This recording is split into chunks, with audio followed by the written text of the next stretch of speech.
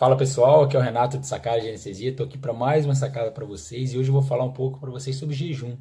Nossa, jejum, cara, jejum é uma coisa polêmica. Não necessariamente. A gente sabe, pessoal, que existem guidelines internacionais, consensos relacionados a jejum no pré-operatório. E esses consensos, esses guidelines visam o quê? Reduzir o conteúdo gástrico para a cirurgia, para o paciente ir para anestesia e diminuir o risco de broncoaspiração em cirurgias eletivas. Concordo? Concordo. O guideline mais comum, o mais recomendado, o mais utilizado é o da Sociedade Americana de Anestesia, a ASA. Esse guideline ele foi mudado recentemente justamente para minimizar o tempo de jejum e não prejudicar tanto os pacientes. Mas esses guidelines, o da ASA e os internacionais, são guidelines feitos para pacientes extubados para procedimentos eletivos. Ou seja, não foi feito, não existe consenso internacional para jejum em pacientes intubados. E é o que eu vou falar hoje para vocês. Jejum no paciente intubado. Mas como assim, Renato?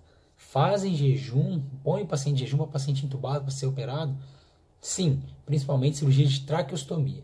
Os pacientes críticos hoje em dia, grande parte deles, na verdade, grande parte não, uma grande parte deles, não a maioria, mas estima-se que até 10, 12% dos pacientes internados em UTI, de uma forma geral, vão receber traqueostomia. Tem um estudo feito que eu vou mostrar para vocês, em que foi realizado no Reino Unido, na Inglaterra, em que eles fizeram uma pesquisa com mais de 200 médicos intensivistas essa pesquisa relacionada ao tempo de jejum em pacientes intubados que são submetidos a procedimento cirúrgico. E as respostas foram das mais variadas possíveis.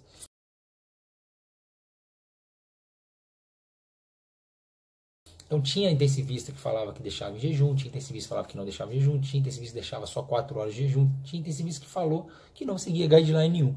Ou seja, é muito variado, né? Inclusive aqui no Brasil também a gente vê muita variedade nas condutas com relação a jejum nos pacientes intubados submetidos à traqueostomia. O guideline americano, que é o que a gente mais segue para procedimentos eletivos em pacientes extubados, visam pacientes saudáveis, praticamente, né? Então, esses guidelines foram criados para pacientes saudáveis para cirurgias eletivas.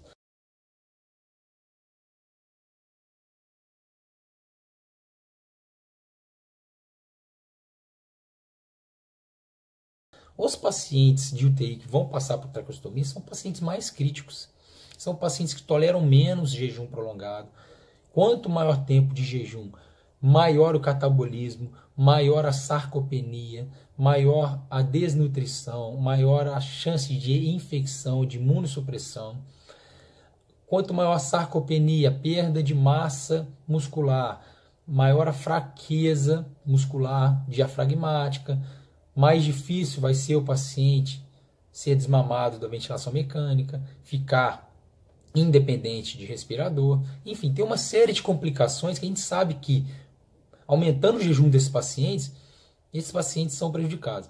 Agora, existe também o lado de que a traqueostomia é agendada, o paciente fica em jejum e a cirurgia não é realizada ou é atrasada. Aí o paciente fica 15, 20, 24 horas de jejum, aí no dia seguinte reagenda, aí deixa jejum. Tem pacientes que ficam 48 horas de jejum, obviamente, nutrição enteral que a gente está falando.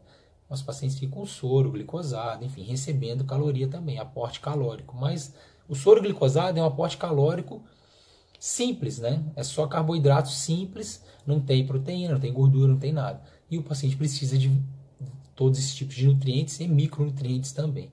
E esses pacientes são muito espoliados. Então, quanto mais tempo a gente deixar em jejum, pior é para o paciente, maior morbidade, mortalidade, a gente sabe disso. Consequentemente, pessoal, a gente também se pergunta, né? Poxa, mas o paciente está entubado, está com cuff na traqueia, está com a traqueia protegida, por que ele deveria ficar em jejum? Não é verdade? Vocês não se perguntam isso? E eu me pergunto isso. E não existe consenso na literatura realmente. né? Os guidelines que a gente conhece são para pacientes extubados. Só que, como não tem consenso, a gente acaba usando os guidelines para pacientes extubados e para pacientes também intubados. Só que aí, como existe essa dúvida, pessoal, mas os pacientes estão com cuff na traqueia, qual é a chance de broncoaspiração desses pacientes? Surgem trabalhos para desvendar esse mistério, essas dúvidas.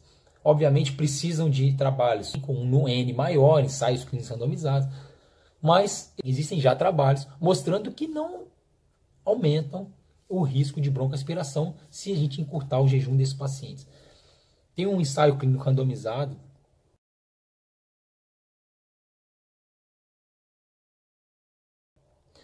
também mostrando aí para vocês que eles fizeram com 24 pacientes intubados, né, que foram submetidos à traqueostomia, metade, 12, receberam um jejum só de 45 minutos e os outros 12 de 6 horas.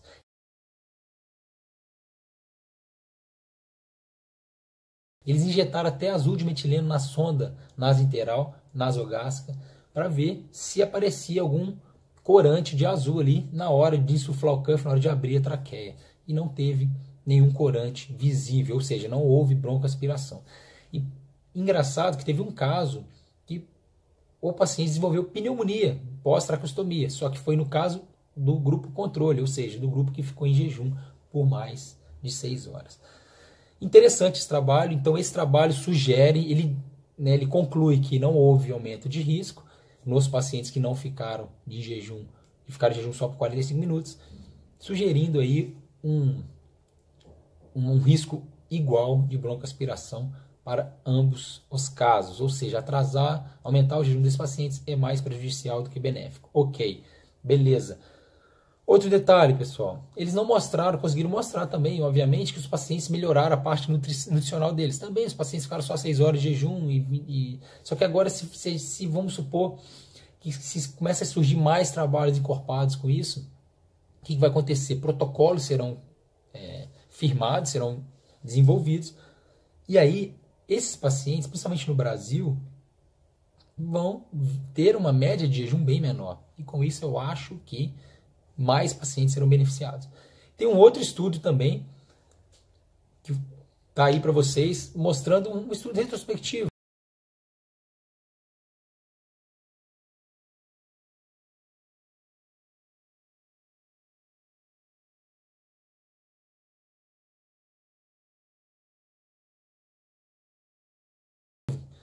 Com centenas de pacientes submetidos à traqueostomia, mostrando que, independente do tempo de jejum, não houve aumento de incidência de broncoaspiração, sugerindo também aí que esses pacientes intubados que vão ser submetidos à traqueostomia não precisam de jejum prolongado, não precisam ser submetidos a guidelines internacionais voltados para jejum de pacientes, para pacientes extubados, entendeu?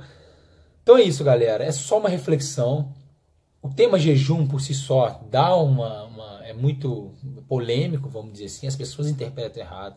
Esse vídeo é só para mostrar para vocês que existem trabalhos mostrando que não há aumento de risco de broncoaspiração nas traqueostomias em pacientes intubados, tá? Ou seja, precisa de mais trabalhos para a gente bater o martelo, mas que também, um outro detalhe, não existe consenso na literatura, tanto é que o trabalho no Reino Unido mostrou que mais de 200 intensivistas, médicos intensivistas, deram respostas totalmente variáveis com relação a isso. Então essa é a sacada de hoje, pessoal. Conversem lá no serviço de vocês com cirurgiões de cabeça e pescoço, perguntem para eles qual é o critério que é usado no hospital, para ver se realmente existe um consenso dentro da instituição de vocês com relação a isso. Se não tiver, vamos pesquisar mais, vamos discutir com as equipes, vamos chegar num acordo para que talvez a gente consiga minimizar aí o tempo de jejum dos pacientes intubados para serem operados para traqueostomia, beleza? Espero que tenham gostado dessa sacada. Leem os artigos. Eu não estou falando nada da minha cabeça. Tudo está aí nos artigos para vocês lerem e tirarem suas próprias conclusões. Se curtiu esse vídeo, dê um like, compartilhe, tá? Ative as notificações. Vem comigo que todo dia vai ter vídeo para vocês. E se vocês tiverem alguma ideia, alguma sugestão de sacadas, me mande, que se eu não souber eu vou estudar para fazer um vídeo para vocês, ou se não, se eu souber já faço já rapidinho, já discuto alguma coisa na prática, e aí a gente vai aprendendo com o outro, beleza, galera? Então é isso. Espero que tenham gostado, fiquem com Deus e até amanhã.